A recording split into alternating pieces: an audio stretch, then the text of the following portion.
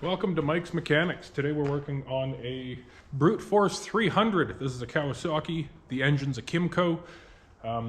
It's backfiring when it's trying to start. It doesn't like starting. Pull starting it's hard. The spark plug is black. Very black. I'm going to check the compression and I'm going to probably have to set the valves on it. So let's see where we end up. So compression came back at 180. I'm still going to tear into this and check the valves because the way it's trying to start, it's not.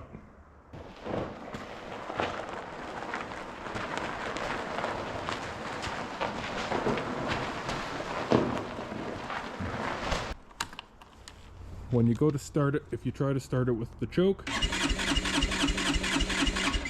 it'll never start. If you turn the choke off, it'll never start. But if you press the button and do this,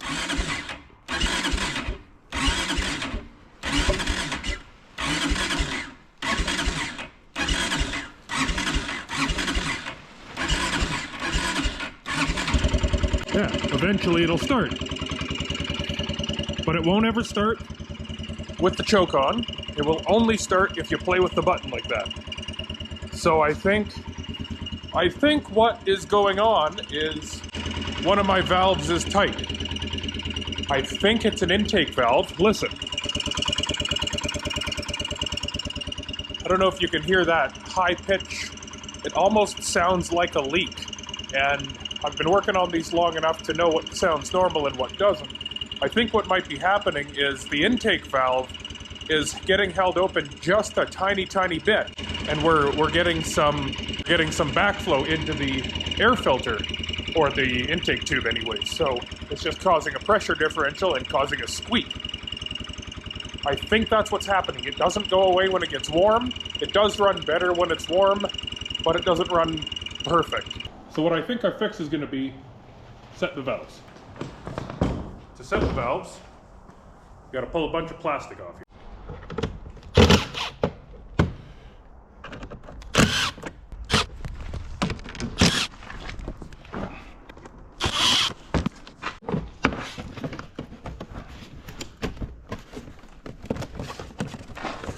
what's holding you?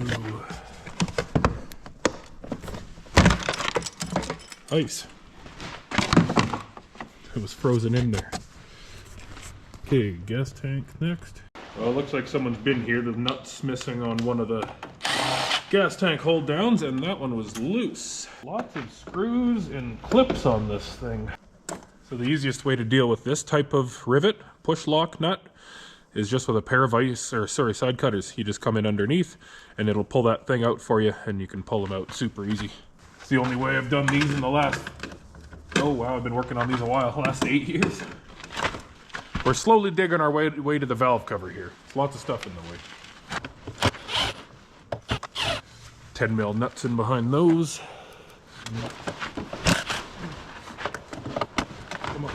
Most of the time these are threaded on. It is in fact not threaded on. I don't know if you can see in there. There's an Allen key. I'm glad I didn't get ramroddy and just pull on that. I don't know if it's a set screw.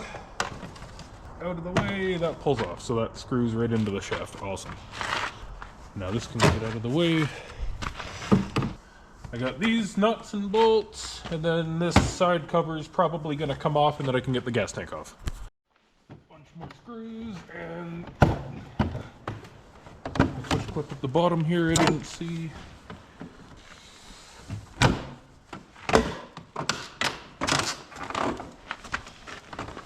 And there's one more tiny screw up here.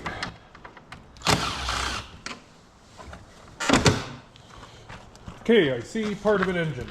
Here's the valve cover we're trying to get to. Got some things going to it that I wasn't expecting. I don't know if it's causing us an issue or not, but look at that. Someone's got those lines kinked. See that? They go up and over that, whatever that is, cable, maybe? Now that's just going into the fuel shutoff, and I know for a fact the carburetor's getting fuel. So that might be my top end speed problem, but not my bottom end speed problem and starting issue. So I'll make sure to put those back together properly. I don't think that's supposed to be like that. Someone's been here. Okay, this gas tank should just lift off now with those bolts out of there. I've got all the fuel lines hooked up still, so I don't have a darn clue where that came from. Right there. Okay. I just want to get it out of the way enough so that I can set the valves. I think I might have to pull the lines off. Hey, look, my lines aren't kinked. So what's going on here? Oh, it's hitting that. Maybe we can just pull the knob off. Deep inside this hole, giggity, is a Phillips screw. Any Quagmire fans out there? Okay, now this should just lift out of my way much easier. We're gonna be fighting with the wire next. I can see fuel level sender just unplugs. Hey, cool. I don't have to take the lines off. Taking the lines off sucks because then you got to drain the gas. Put the lid on that so it doesn't fall everywhere. But that should be good. So there's the valve cover. Of course, we have stuff in the way. I haven't looked into what all that is, nor do I really care. It's in my way, so it's got to move. Hopefully it's not coolant. So I'm doing some inspecting. I'm almost 100% sure that that's an exhaust gas recirculation system, an EGR on a carbureted quad. Come on, EPA. Man, it should be illegal. It should be illegal for them to even have a say in what goes on. That's the stupidest thing. We're gonna pump raw exhaust into our intake. Idiot. I did also notice this is a Kawasaki that clearly says Kymco on it. Now I did a Google search and it's well known that these are Chinese and whatnot now, but I'm disappointed, Kawasaki. You used to be such a good brand. Now you're a pain in the ass to work on, and you've got an EGR system. That's disgusting. We should be able to pull that off. And then these are 10 mil.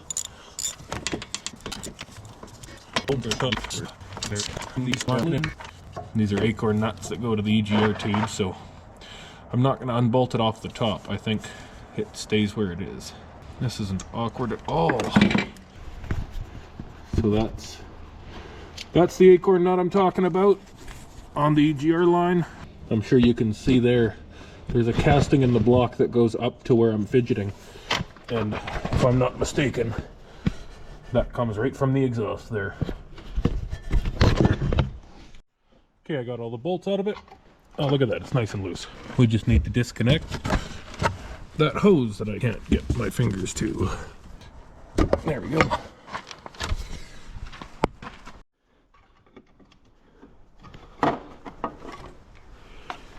Yeah, I was right. Exhaust gas recirculation on an ATV. I think that should be illegal. One of the best things in the world right here. Where can we go? I need more workbench space. Impact driver. These make your life so much easier for plugs like that. So what you do is you just essentially use it like a screwdriver so that you know it's turning the right way. And then it threads out. Anyways, there's going to be a timing mark down in there that we're looking for. Oh, anyways, you just rotate the engine until you find it. I think I got to pull this off too to find something inside. I popped the spark plug out, but now when we pull the rope, everything turns easy. So we're looking for top dead center. Gonna be right about there. So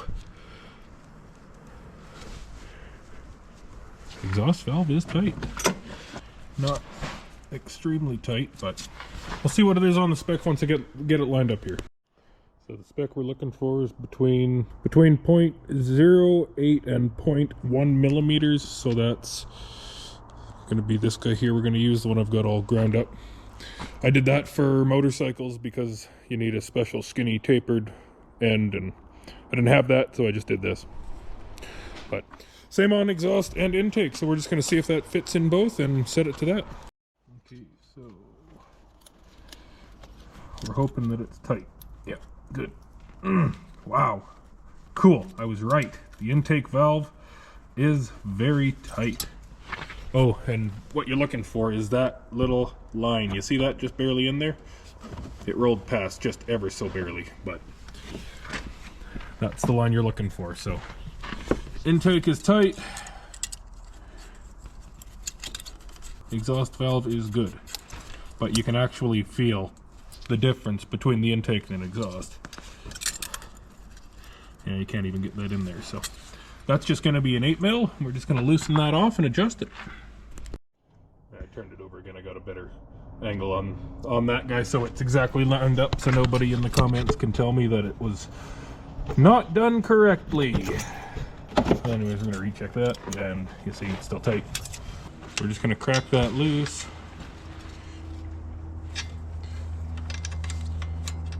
That. It's not a 10mm. It's not an 8mm. It's okay, it's a 9mm. I've honestly never seen anything use a 9mm before, so that's interesting. That's new to me. Well, that's fine.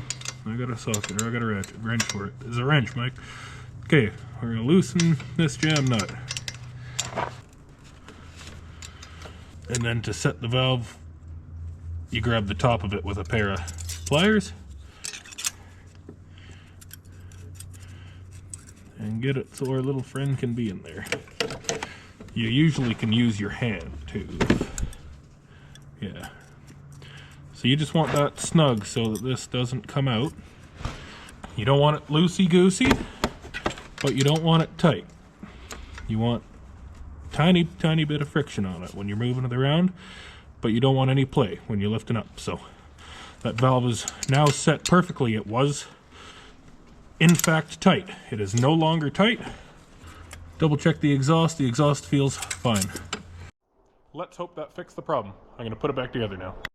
Okay, let's see if it starts or runs better or any improvement. Nothing on the choke.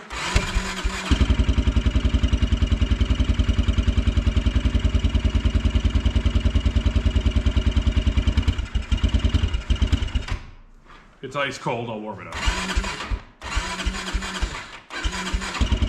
Huh. Interesting.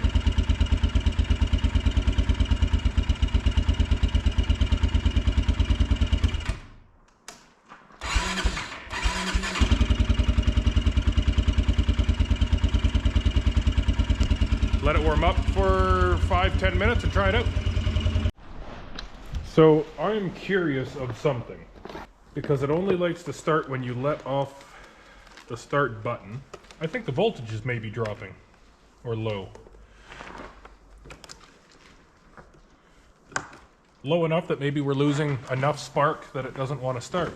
So, key on, 12.2 volts. Okay, so 12.1 volts sitting here, not doing anything.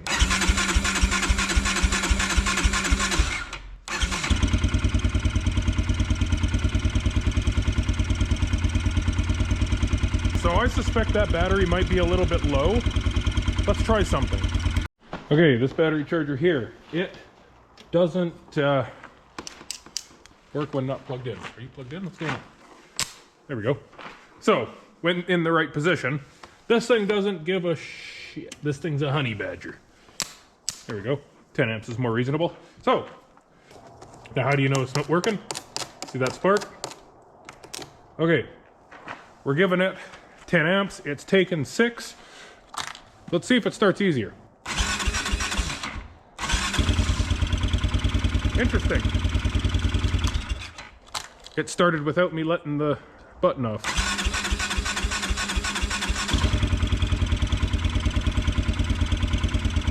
Maybe that's just how it is. I don't know. It seems to run okay when it's running. Well, this sucks. It's pouring oil out of the valve cover gasket. Which means we got something on it, it folded, or it just really wanted to be replaced. So I'm going to tear this back apart and I'll probably just silicone it. No point filming this twice. You'll see me in a bit. So for anyone watching this as a how-to video, I've got this down to a science now. Side panels come off first. There's a series of flathead screws and a few 10mm bolts holding the shifter pieces on. You need a 4mm Allen head for the shifter knob. It comes off, and then you've got the fuel knob, which goes in here. The fuel knob is just simply a Phillips inside there. Then it comes out. Once these panels are out of the way, you've got 1, 2, 3, 4 10 mils that hold the tank to the quad. You've got these two wiring connections right here for this, and you've got this fuel line to pop off of the carburetor. The easiest way to get this in and out is to pop the throttle cable out. That's one more Phillips here, and then this plastic cover comes off and you undo the cable. Almost no tools, but it makes it easier with a pair of flathead pliers. Once the throttle cable's out of the way, you can fish it through these fuel lines so it comes out easy, and then the tank just lifts right off. Once you're there, you've got 1, 2, 3, 4 10mm bolts and 2 down in there, 2 10mm nuts for the EGR system. Once the bolts are loose and out, you've got this hose here that comes off with a pair of pliers, and this piece comes right off. That's step-by-step instructions how to get valve cover off on your Arctic Cat, but on your Kawasaki Kymco 300. One big plus for me is that I'm an idiot and that upper front bolt was loose. So I get lucky and I just got to tighten it all back down, but I got to tear it apart right back to this section anyways. So yeah, that's the easiest way to get these apart in a matter of 10 minutes.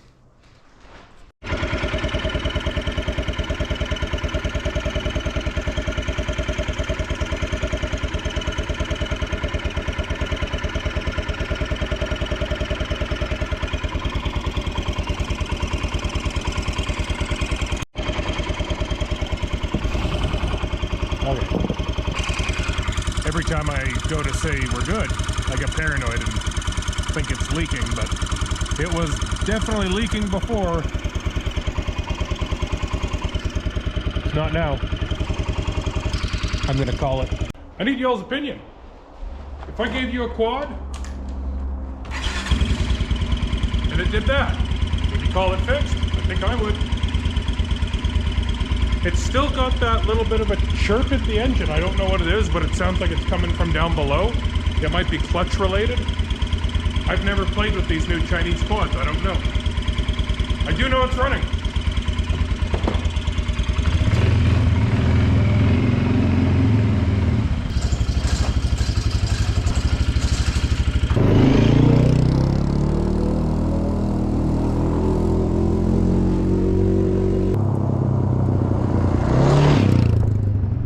Every video driving over cameras gets good views, right? So it's not leaking at all, and it seems to be running a lot better than it did. It's got some get up and go now.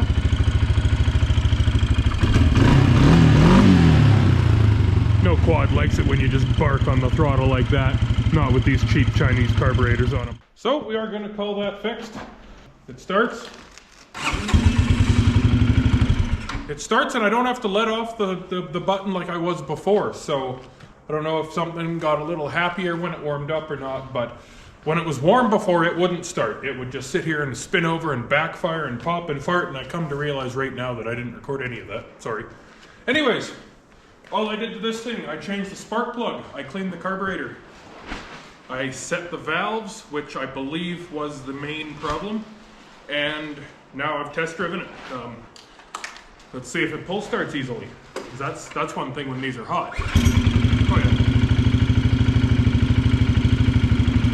yeah. That's way easier, way better than it was before. Tight valves, I guess, are a common problem on these things, even on the 100-hour service, I believe. your first service on this quad, they recommend you set the valves or at least check them. So now I see why. Kymco, good for you, you Chinese buggers. Anyways, like, share. Here's the old spark plug. It's very, very, very black. And that actually was an indicator to me that the valves might be out of adjustment. What I was also expecting to find was low compression. I didn't get low compression. What I did get is my compression took a while to build, so I'd actually be curious to do another compression test on it just to see if it's any better. I didn't record it before, so I won't include any of that, but it was right up to 180 pounds. I didn't feel the need to record it because it was within spec, it was happy and good. So anyways, yeah, this kind of pointed me towards spark plug being, compression being low or valves needing to be set. Anyways, valves needed to be set, so. And tools for that job, we got a 3/4 for the spark plug, 10 mils for handy for a few places. These angle pliers are awesome for a lot of things. Side cutters just simply for pulling the clips apart. I had an 8mm out here for some reason, I forget why, and I had a 12mm out here because I was going to pull the body off. Oh, 4mm Allen key for the knob. And one thing I wanted to point out, I pulled it off. So this you need to pull off to gain access to that line on the flywheel, so you can set the timing. This, don't pull that off. I think other guys pull it off so they can rotate it. Just use the pull starter. It's easy. It works fine. Just for giggles, let's try this thing. It's been a couple hours.